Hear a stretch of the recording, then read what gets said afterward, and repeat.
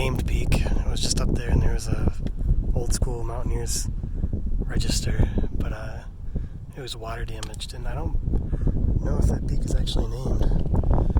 I think that's Abiel Peak over there, or maybe that's the forested one over there. Either way, I think I'm traversing over that forested one, up Abiel Peak, down there along the Tarns, back out over that pass to the car. Been a fun day so far. Lots of interesting scrambling. I a little sketched out coming down from, I guess, this unnamed peak. It's a little steep. I think it would have been maybe better to reverse this route and climb up that instead, but everybody's skills are different. Wow. Those Tarns are just so blue. I get why people try and keep them a secret.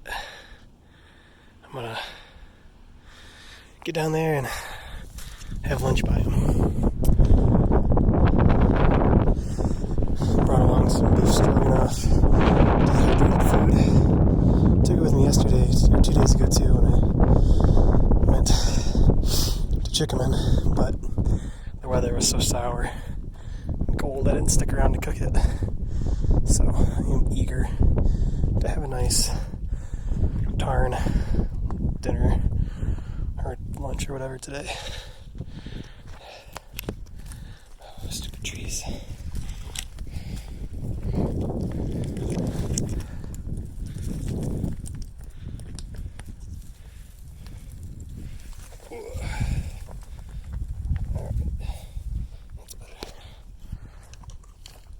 You can kind of see that scramble wasn't very fun coming down, but I think it's about to turn into a boot path, so that will be better, as I do not want to fall, because that would hurt. Until next time. Made it up to Silver Peak, coming down from the top after signing the register. There's Tinkham over there. I traversed from the left peak, which had a geocache saying it was Tinkham and my GPS agreed with it, to the right peak, which as far as I can tell was unnamed, that had a vintage Mountaineers book, signing book, ledger at the top.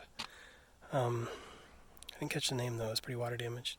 I came down that little scramble there, across the valley, behind that little bump to Abiel Peak, which is behind those clouds now. It was pretty forested. Best views were probably, I'd say 50, 75 feet from the top. Lake and Net was visible from the top of Silver Peak, which is pretty. So was Mount Catherine, which is, the slopes are right there peeking out. I'm not sure if that little Lake Tarn has a name. Heading over there underneath the slopes of Tinkham for dinner. Got some beef stroganoff. Supposed to be some good Tarns over there. There you can see Abiel starting to come out. Beautiful sheer face. Huge drop. Lots of prominence. Might get a peek down to Net Lake if we're lucky. If I can get over here enough. On this talus. The fog is clearing out. Tried to take a video up there at the top, but did not work out. For obvious reasons. Oh, either you can barely see Net Lake. Right there. I don't know if there were a bunch of logs in it or people swimming. Because I saw a cluster of like 3 objects popping out of the water, but it's pretty chilly outside and windy. I guess maybe it's nicer down in that valley. Here's 90 off in the distance. There's a sub-peak of Silver. You can't quite see it right here. It's behind that false summit. I thought about scrambling the talus down to it, but it wasn't named, and knees are a little sore, so I figured I'd just head out like planned. Oh, there, finally a good look at Abiel. I think that's how you pronounce it. I think Abiel and Tinkham peaks are named after a man named Abiel Tinkham, as well as Tinkham Road, the notorious car camping party spot where boat trailers are abandoned and burned cars hang out allegedly. I'm on my way down now. I'm moving pretty quick today. Average speed earlier was like 2.9 miles an hour going up to Tinkham. Just slow it down a little bit. Let's look at my watch really quick, see how much I got.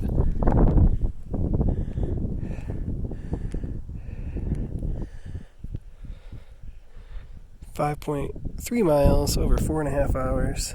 Only 1.5 miles an hour.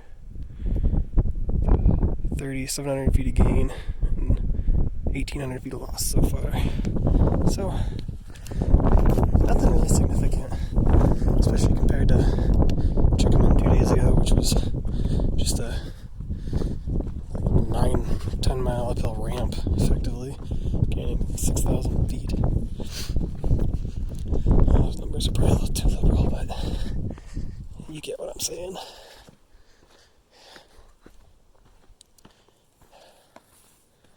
Sure is pretty. Back up to Silver. Fortunately, did not get to shoot the video up there. It's okay though. Saw what I believe is a pika carrying some shrubs on the talus up on Silver back to its little hidey hole. I suspect that's the animal that's been making the meeping noise we've been hearing. I don't believe that's actually a bird anymore, but I guess there are some trees up here that could have some birds in them. So much talus on the slopes of Silver. I wonder where they got the name Silver Peak from. Oh, there's a bird up there. I do not believe that's the meeper, though, because there are meeps coming from down there, if you can hear them.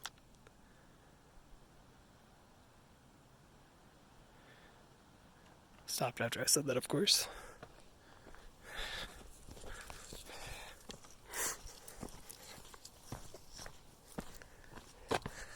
Fun day, close to home. Can't wait for dinner.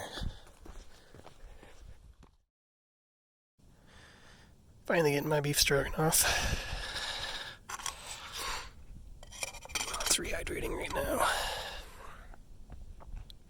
Sitting up on this fractured talus right at the Tarns. Take a few steps back here. Careful not to fall off the back of this boulder. So blue. Mosquitoes are pretty bad though. I had to dig out my hood net. Lots of talus. And then just a beautiful rock face of Tinkham.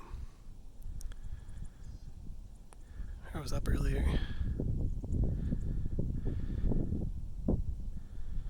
Got about an hour and a half left of daylight and 2 miles to get out here, so I gotta eat quick. Turning around.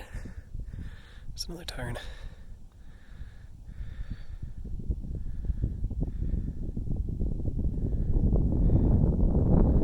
Silver Peak on the distance. Behind those trees.